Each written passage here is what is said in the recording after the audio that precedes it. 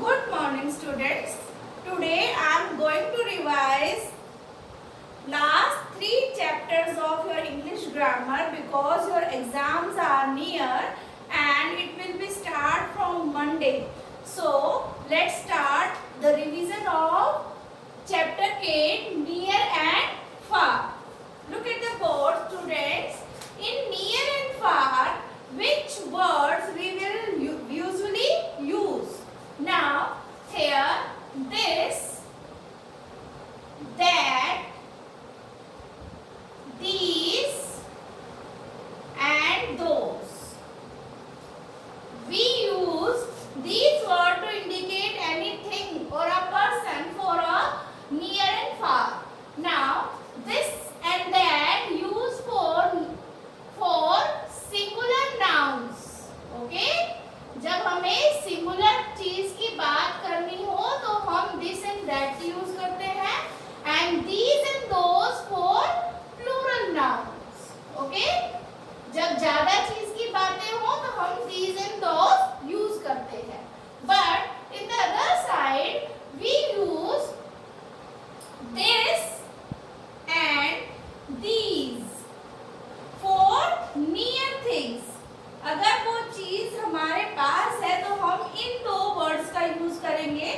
But अगर वो चीज हमसे दूर है, the things is further to us, which word we will use? That and those.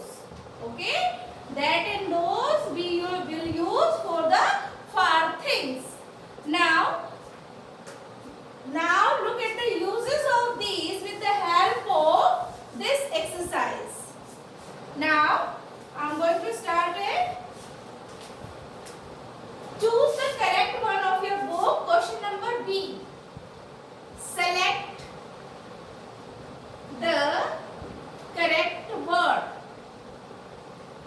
Okay, select the correct word to complete this sentence. Now first is here, are my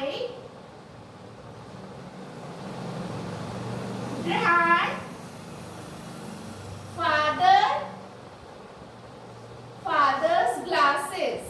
Okay, यहाँ पर आपको बेटा जब भी इन 4 वर्ड्स में से this, that, these and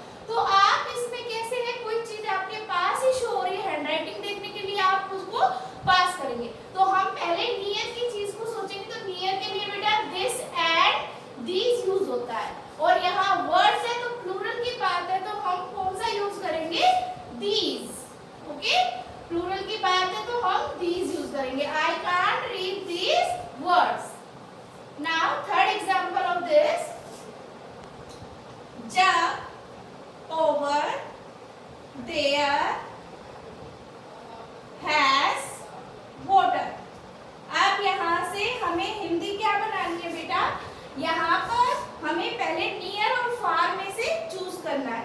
तो near के लिए यहाँ एक जग है, तो यानी एक चीज की बात हो रही है, सिंगुलर की बात हो रही है, तो हम इसको सर्कल कर लेंगे। सिंगुलर की बात हो रही है, अब वो चीज पास है या दूर है, तो जग ओवर देयर हैज वाटर, यानी वहां पर जो जग रखा है उसमें पानी है, यानी वो चीज हमसे दूर है।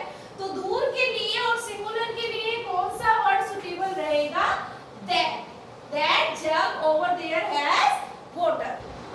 Now students see here chapter number 9, use of A, N and D. Okay, let's start. बेटा A और N, A और N क्या कौन से आर्टिकल है, indefinite article. Indefinite means article. Indefinite means जो अपनी साउंड और सिचुएशन के अकॉर्डिंग इंटरचेंज हो जाते हैं। And D is a definite article. Definite means जो प्रॉपर और पर्टिकुलर एक चीज के लिए जो स्पेसिफिक है उसके लिए यूज होता है। Now A and N both are used for singular noun. किसके लिए यूज होते हैं ये, singular nouns के लिए यूज होते हैं। And D is used for singular and plural. ये दोनों के लिए यूज होता है, सिंगुलर के साथ भी यूज होता है और प्लूरल के लिए भी यूज होता है। तो हम पहले ए और एन के बारे में पढ़ेंगे। ये बेटा जो ए वर्ड है, ए जो लेटर है, वो किस साउंड से स्टार्ट होते हैं, जो वर्ड उसके साथ लगता है, this is use for the consonant.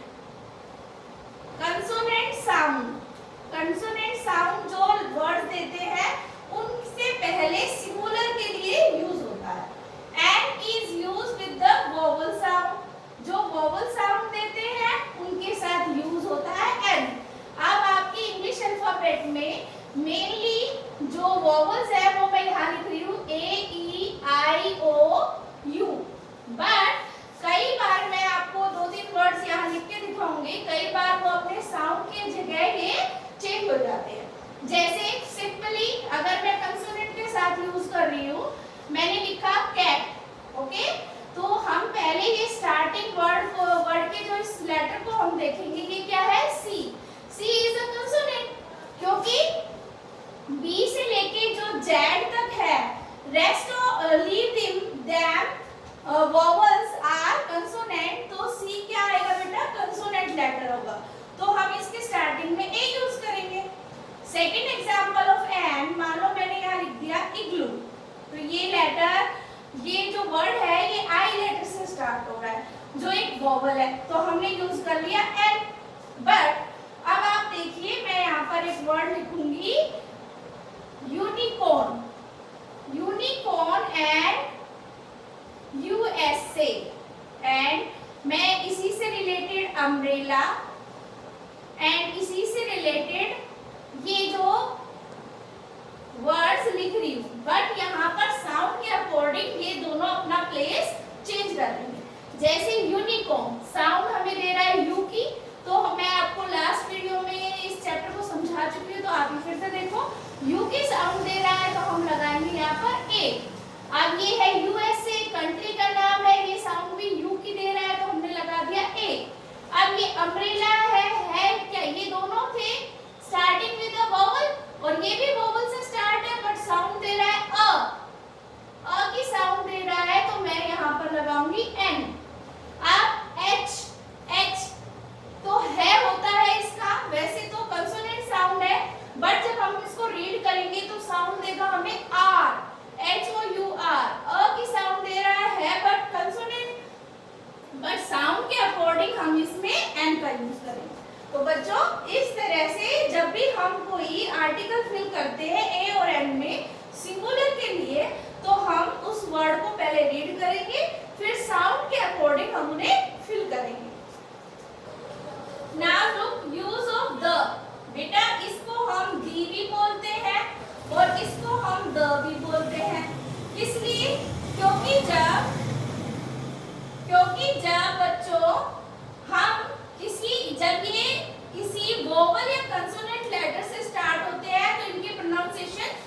Change हो जाती है। जैसे एन आंट, तो बेटा हमें यहाँ पर दी का यूज करना है। यहाँ ये है वोवल, तो हम इसको क्या पढ़ेंगे, दी आंट पढ़ेंगे। क्या बोलेंगे इसे, दी आंट। और अगर मैंने यहाँ लिख दिया का, तो ये कंसोनेंट लेटर है, तो हम बोलेंगे द का। तो दी और द का ऐसे एक्सचेंज होता है। नाउ सेकेंड, आप कहाँ कहाँ इनको यूज करेंगे, तो बेटा एक तो ये यूज होता है, जो चीज हमने ऑलरेडी रीड कर ली है उसके बारे में। जैसे I saw the movie, I saw the movie, I saw a movie yesterday, blank movie was good। अब बेटा इस लेटर में अगर हम यहाँ पे कुछ भी ना फिल करें, तो बेटा इसकी हिंदी क्या बनेगी कि मैंने एक मूवी देखी, जो उसमें से, मैंने कल जो मूवी देखी उसमें से कोई एक मूवी अच्छी थी, तो इसका ये हिंदी बनेगा। बट अगर हम यहाँ पर दी लगा देते हैं, तो इससे क्या समझ आता है कि हमने जो कल मूवी देखी थी वही मूवी बहुत अच्छी थी, तो एक स्पेसिफिक चीज को इंडिकेट कर रहा है। दूसरा बेटा, जहाँ main buildings, river, mountains, newspaper, holy books और डायरेक्शंस, यानी मेन चीजों के लिए हम दी का यूज करते हैं। और एक सुपरलेटिव डिग्री, जब एडजेक्टिव को सुपरलेटिव डिग्री में चेंज करते हैं तो भी हम दी का यूज करते हैं। जैसे द मोस्ट ब्यूटीफुल पिक्चर, तो यहाँ पर किसी पिक्चर को बहुत ही ज्यादा अच्छे से, उसको बहुत सारी पिक्चर्स में से एक को स्पेसिफिक चूज किया गया है, तो हमने दी का यूज किया है, ठीक है। और इस एडजेक्टिव के आगे हमने इस तरह से सुपरलेटिव डिग्री बना के उसको वेरीफाई किया। Now students look chapter number 10, verbs. What are verbs? Verbs are action words और डूइंग वर्ड्स। ओके, वर्ब्स किसे कहते हैं? एक्शन वर्ड्स और डूइंग वर्ड्स को, यानी वो वर्ड्स जो ये बताते हैं कि एक पर्सन, प्लेस, एनिमल और थिंग क्या कर रहा है, that is verb. Now verb is a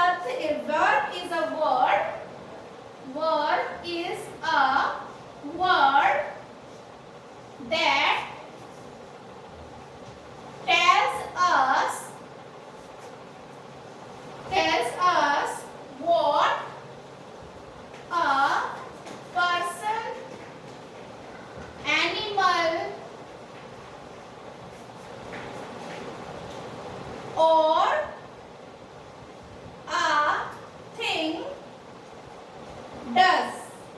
यानी इस लास्ट वर्ड से हमें पता चलेगा does, यानी किसी काम का होना या करना पाया जाए उसे verbs कहते हैं। does means action words और doing verbs। क्या बोलेंगे इसे? action words और doing words। अब मैं आपको यहाँ पर दो एग्जाम्पल बताती हूँ, उससे आप इसे समझिए। जैसे राम tells funny stories। यहाँ पर देखिए बेटा, यहाँ पर राम क्या है? नाउन, ठीक है। एंड फनी स्टोरीज, फनी हो गया हमारा एडजेक्टिव, एंड स्टोरीज हो गया हमारा ऑब्जेक्ट, और टेल्स क्या हो गया हमारा वर्ब, यानी एक्शन वर्ड। राम क्या कर रहा है? हमें फनी स्टोरी सुना रहा है या बता रहा है। Second, she teaches us English। वो हमें इंग्लिश पढ़ाती है, तो यहाँ पर ये प्रोनाउन हो गया और ये हो गया हमारा वर्ब, यानी वो हमें क्या इंग्लिश क्या करती है? हमें पढ़ाती है, यानी एक्शन वर्ड हो गया हमारा teaches. Now students, I hope you understood all this and you revise this chapter with the help of video. Thank you. Have a nice day.